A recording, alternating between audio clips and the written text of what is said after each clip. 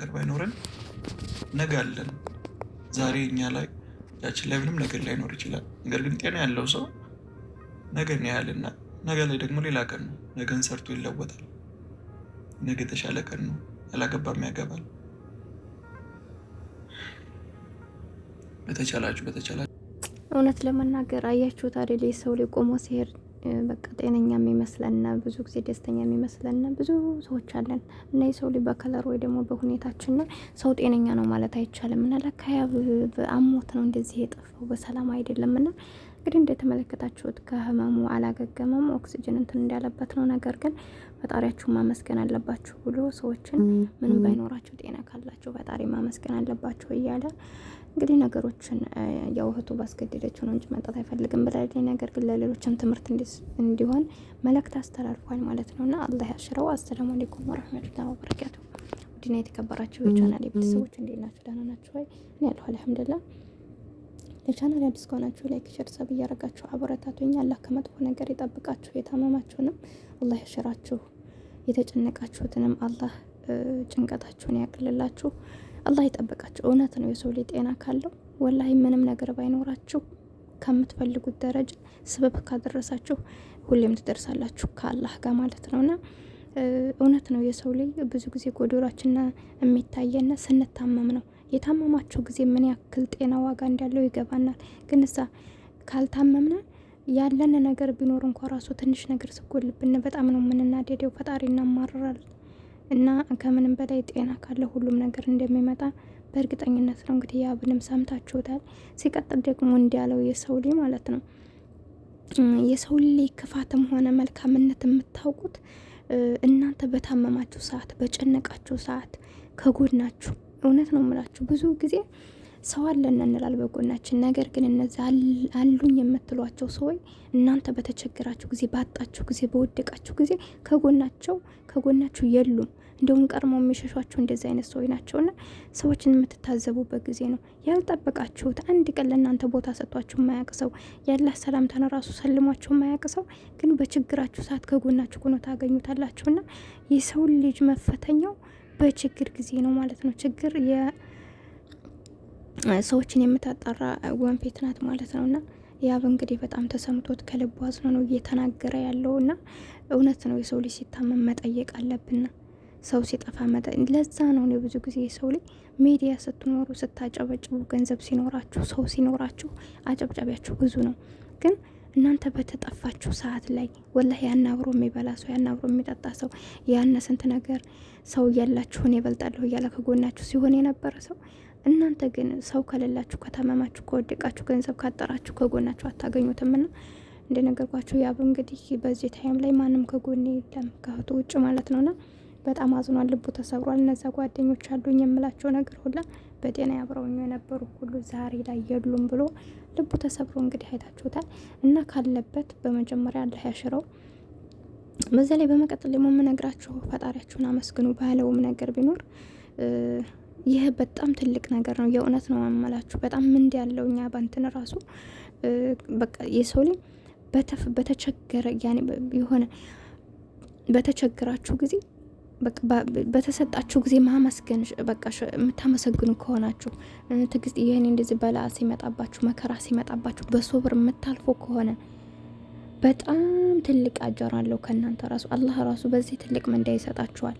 በቃ የሆነ ነገር በሚመጣባችሁ ጊዜ በሶብር ካለፋችሁ፣ በተፈተናችሁ ጊዜ ማለት ነው። እንዲሁም ደግሞ ስታገኙ ስታመሰግናችሁ በጣም ትልቅ እንትን አለውና ሲኖረን ማመስገን መሆን አለብን።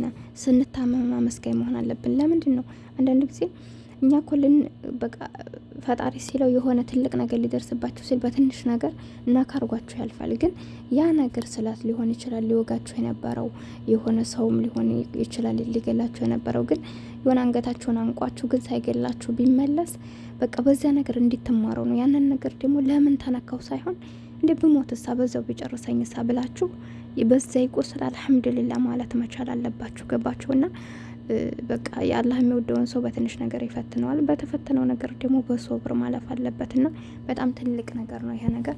ሁላችንም በሚመጣብን ነገር ሶብር እናልፍ። በቃ ትልቅ ሰው ማለት ካላህ ዘንድም ተወዳጅ በሚፈተነው ነገር ሶብር አድርጎ ማሳለፍ ነው። ካላህ የመጣ ነገር አልሐምዱሊላህ፣ ካላህ የመጣ ነገር በቃ ደስተኛ ናችሁ። በቃ አላህ በትንሽ ነገር ፈትኖ ትልቅ ነገር እንደሚሰጥ ነው ሁላችሁም ታውቃላችሁ። ትንሽ ከሱ የሆነ ነገር ሲመጣ ሁሌም ቢሆን የተሻለ ነገር አለው እና በመቀጠል እንግዲህ ያብ እውነት ለመናገር በዚህ ሁኔታ ሆኖ እኔ እንደውም ኖርማል አሞት ነው የመሰለኝ፣ ግን እንደምታዩት ሐኪም ቤት እንደተኛ ነው እና እንግዲህ አላህ ያሽረው። ሰውነቱ ራሱ ቀይ ነበር። ሰው አሁን ላይ አይታችሁታል በስነ ስርዓት በጣም ነው ተቀይሯል ፊቱ ምናምን ነው።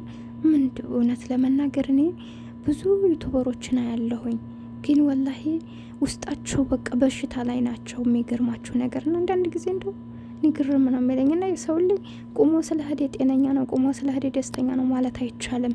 እና በቃ ህጻኖች ሁሉ እንደው ስታዩቸው በሽታ እንትን ብሏቸው ነው የምታዩት። እና እንግዲህ አላህ የታመሙትን ያሽራቸው ማለት ነው እና የተጨነቁትንም አላህ ይፈርጃቸው።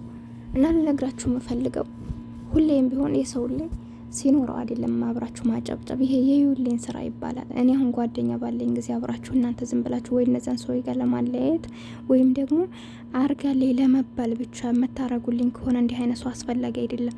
ለምንድን ነው የሰው ልጅ ካለኝ ብትጨምሩልኝ ምንም ፋይዳ የለውም።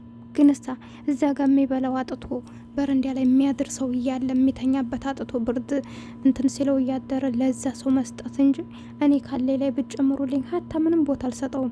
ምክንያቱም አለኛ ያለው ሰው ብጨምሩለትም ብዙ ጊዜ ምን ይባላል መሰላችሁ፣ ሀብታም ቤት አሁን የሆነ ሰርግ ሊሆን ይችላል።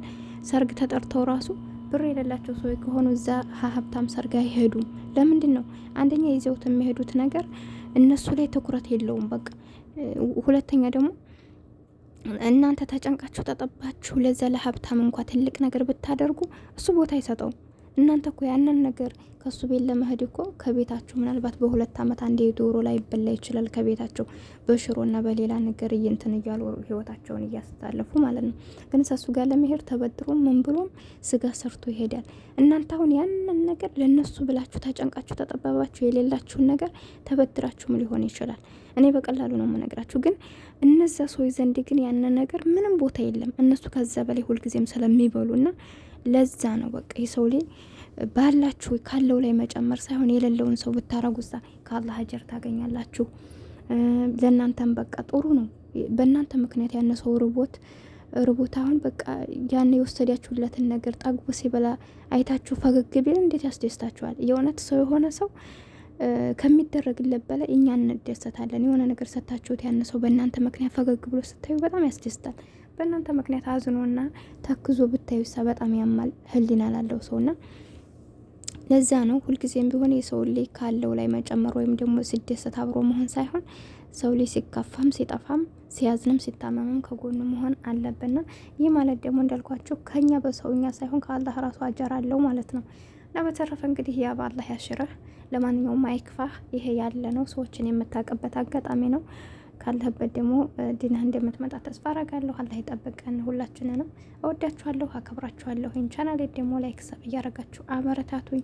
ለዛ ነው የሰው ልጅ እዚህ ጋር ሆኖ በጤናው እያለ ሰብስክራይብ አድርጉኝ ሲሉ የሚያረገው የለም። ግን ሲሞት ወላሂ ያንን ሰው እየሄዱ ሰብስክራይብ ያደርጋሉና የሰው ልጅ ሲኖር ነው